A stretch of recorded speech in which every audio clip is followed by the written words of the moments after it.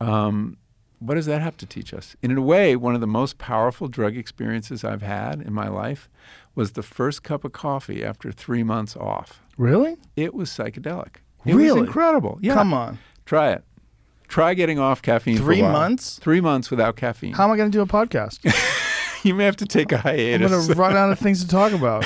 I'll fall asleep. It was really hard. I did it actually at the suggestion of Roland Griffith, who, the psychedelic researcher, who before that was the world's leading expert on caffeine. And I was interviewing him about caffeine for this chapter. And he said, well, you're never going to understand your relationship to caffeine until you get off it. So it was kind of a dare. And it was really hard. It was one of the hardest things I've done. Really? Oh, I was a mess. For how long? 3 months. You're a mess until you... I was functional after a month. The first week I was not functional at all. I felt like I had contracted ADD. I could not stay on track. Everything, the periphery just kept intruding on my thinking. I couldn't write. I mean, writing is the most linear thing you can do, right? Right. And it's all about concentration, obviously. And I couldn't concentrate. And I felt like there was this veil between me and reality that, I was not quite seeing, getting, feeling. And it was weird. I didn't feel myself for the whole time. And I thought, what does that mean? It means yourself is caffeinated. and that is baseline consciousness for me and for many people. And that's not a bad thing, but I think we have a debt to these plants that we owe them. And so I spent a lot of time in that researching that chapter, looking back in history for when caffeine enters the West. And it doesn't happen until the 1650s in Europe. So we actually have a before and after, which we don't with a lot of drugs because they just go back, millennia. And before caffeine, it was a very different world and a very different consciousness. People were drunk a lot of the time, buzzed almost all of the time. People drank morning, noon, and night because it was safer than water, right? Water was really how you got diseases. If you fermented things, even low alcohol, it killed a lot of the microbes. So people, even kids, you gave your kids hard cider for breakfast. Wow. And this was true in America up until the 1800s, up until Prohibition. But anyway, caffeine comes along in the 1650s, and tea and chocolate and coffee all arrive in the same decade in England, which is kind of like great decade, right? And things start to change. In the form of coffee? Coffee and tea. And chocolate, which also has caffeine in it. And so what would they had never experienced coffee before the 1600s? That's right. They had in the Arab world. They'd had it from like 1200 or something like that. Supposedly it was discovered in 800s by a herder in like Ethiopia who noticed that his goats were getting very frisky when they ate this particular berry and would stay up all night. And so he kind of like started experimenting, or he brought it to these monks and they made a drink, and it's like, ooh. It makes sense that it was in the Arab world, because if you think about all the science that was being done in the Arab world, all the literature back then. So one theory is that the Arab world had coffee first and had this incredible golden age. Yes. And there is a historian of psychoactives named Wolfgang Schivelbusch, and he correlates. What a name. Isn't that wonderful? German, of course. Wolfgang Schivelbusch. It's a great book. It's called Tastes of Paradise. Highly recommend it.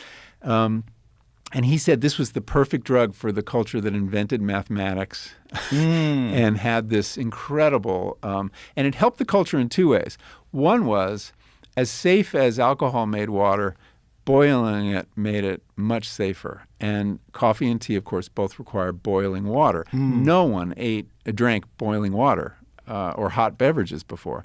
So this gave this incredible public health boost to these places. And then you have the drug that basically fosters a kind of more linear, rational, focused way of thinking. And so there is a lot of evidence linking coffee and tea consumption with the Enlightenment in France and with the Age of Reason in England. And people in the 1600s started writing about it. So like, wow, people, we have this new civil and sober drink and it was so popular because it was new that people drank less and they used more caffeine. And that I think, makes possible things like the Industrial Revolution. Because, when you're doing physical labor outdoors, which was most of history, right? You could be buzzed. You didn't have to know what time it was. You worked from sun up to sundown. There were beer breaks actually on farms in England. They would give you beer because it gave you calories and made you happy. But when you start moving into like running machines and doing double entry bookkeeping, you need a clearer head. And when you start moving toward night shifts and overnight shifts, you couldn't do that without caffeine. And that's when it begins. There's a whole new, it freed us from the rhythms of the sun, which dictated everything in Western culture. You could only work till the sun went down. So it had a profound effect on capitalism, the rise of capitalism. And the clearest illustration of that I came across is the coffee break. Where did that come from? The coffee break actually has a history. We know the company that came up with it. And it was a necktie manufacturer in Denver called Wigwam Weavers. Really? And Wigwam Weavers made these very intricate silk neckties.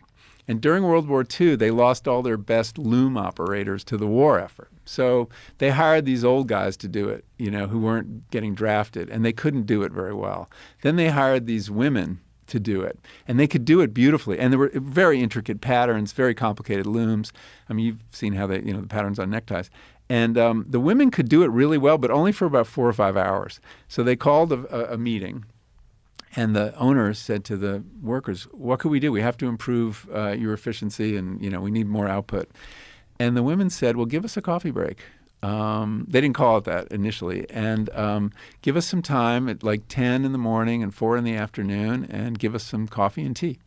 So we started doing it. And overnight, their productivity and efficiency goes up. Quality control goes up. And so he institutes the coffee break. And think about it. Your employer gives you a drug and then gives you time off in which to ingest it during the workday. Yeah. Why would they do that? Because it contributes mightily. So the coffee break might seem like it's something your boss is giving you, but it's a way to extract more value from you. And I'm sure employees that have little breaks and get to enjoy just a little bit of free time, they'll be happier employees. They'll probably be more productive. Like the Calling Mr. counterintuitive. Bezos, man, he should institute. I don't know if he has coffee breaks. He wants you to be on Adderall, yeah, 24/7, running to the next package. Yeah, now, tell me about your Adderall experience. patches. What your experience was like with the 3 months off, and then having the caffeine. So I had this 3 months that was really unpleasant. The only things that were positive about it was I slept like a teenager. It really did improve my sleep. I had some great sleeps, like I remember from when I was a teenager, when you can sleep 14 hours. That was really good.